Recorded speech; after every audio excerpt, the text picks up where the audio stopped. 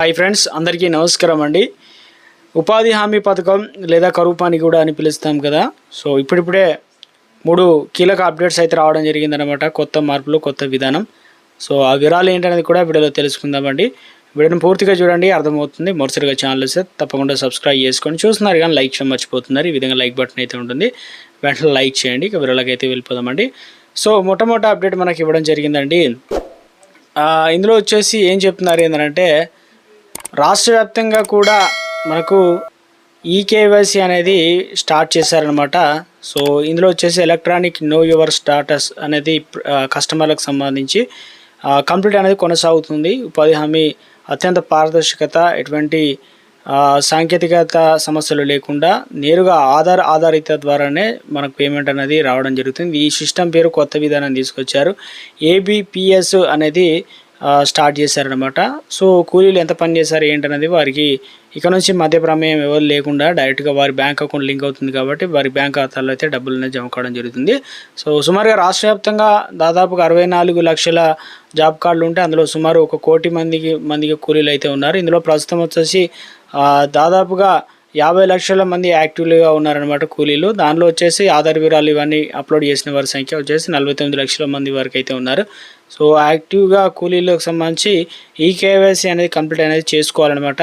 So దీనివల్ల ఏమవుతుందంటే, అయితే కొంత ఈకేవైసీ సంబంధించి రాష్ట్ర వ్యాప్తంగా ఏబిపిఎస్ అనేది కొత్త విధాన సిస్టమ్ తీసుకురావడం జరిగింది. ఇప్పటివరకు కూడా కూలీలకు నేరుగా ఖాతాల్లో పొందేందుకు అర్హత సాధించారు దాదాపు 49 లక్షల మంది అని చెప్పేసి రాష్ట్ర వ్యాప్తంగా కూడా. కొన్ని చోట్ల ఏం చేస్తున్నారంటే టెక్నికల్ వస్తుందన్నమాట. అవన్నీ కూడా ఎంటర్ చేసే సమయంలో ఆధార్ కార్డు ఒకే విధంగా, జాబ్ కార్డులో మరొక విధంగా ఉండడం వల్ల తీసుకోవడం లేదన్నమాట. కొంతమంది కుల ధృవీకరణ కూడా నిలిచిపోయిందని చెప్తున్నారు. ఒక విధంగా కొంతమందికి ఉపాధి హామీ పనులు చేసేవారికి చేతికి సంబంధించిన వేళ్ళు అనేది అరిగిపోతున్నాయి, బయోమెట్రిక్ యంత్రాల్లో తీసుకోవడం లేదని చెప్పేసి, దీంతో అథెంటికేషన్ కూడా ఫెయిల్ అవుతుందని చెప్పేసి ఫీల్డ్ ఆఫీసర్లు అయితే చెప్తున్నారు. సో ఇలా చాలా వరకు అయితే ఉన్నారన్నమాట. కొంతమంది ఏంటంటే ధృవీకరణ కోసం పంపాల్సి అయితే ఉందన్నమాట. 206 మంది వివరాలు ఇంకా. సో ఇక అవన్నీ కూలీలు పట్టణాలకు వలస వెళ్ళడం వల్ల వారికి ఈకేవై చేయడం అనేది కష్టంగా మారింది. ఎందుకంటే డెడ్ లైన్ విధించారు. జూను నెలాఖరు వరకు ఈ కేవైసీ కంప్లీట్ చేయాలి, లేదంటే వారికి కార్డులు ఉంటాయి, లేదంటే కార్డులు అనేది తీసేస్తారు. కాబట్టి మొత్తానికి కొన్ని చోట్ల అప్లోడ్ చేసే టైంలో అందరికీ ఒకేసారి అప్లోడ్ చేయడం వల్ల సర్వర్లు కూడా మొరాయిస్తుందని చెప్తున్నారు. సో ఇక గ్రామాల్లో అయితే ప్రత్యేక శిబిరాలు ఏర్పాటు చేసి కూలీలకు ఇవన్నీ కూడా కంప్లీట్ చేసే విధంగా చర్యలు తీసుకోవాలని చెప్పేసి కోరుతున్నారన్నమాట. ఒక అప్డేట్ అనేది ఇచ్చే ప్రయత్నం చేశారు. అయితే మనకు జాబ్ కార్డు సంబంధించి చాలామంది ఉపాధి హామీ పథకానికి సంబంధించి జాబ్ కార్డు అనేది ఎలా దరఖాస్తు చేసుకోవాలని చెప్పి చాలామంది అయితే అడుగుతున్నారు.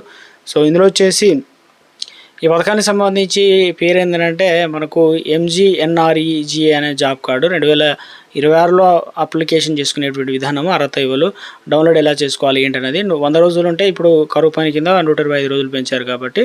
సో ఈ పథకానికి సంబంధించి పేరు అనేది NREGA అనగా పేరు మార్చారు కదా. సో అప్లికేషన్ చేసుకునే విధానం ఇచ్చారు. దాదాపు 18 సంవత్సరాల నిండి ఉండాలి, గ్రామీణ ప్రాంతంలో నివాసం అయి కలిగి ఉండాలి, శారీరక శ్రమతో కూడిన పని చేయాల్సి అయితే ఉంటుంది, జాబ్ కార్డు కలిగి ఉండాలి, ఆధార్ కార్డుతో బ్యాంక్ అనేది అకౌంట్ తప్పనిసరి లింక్ చేసుకోవాలి.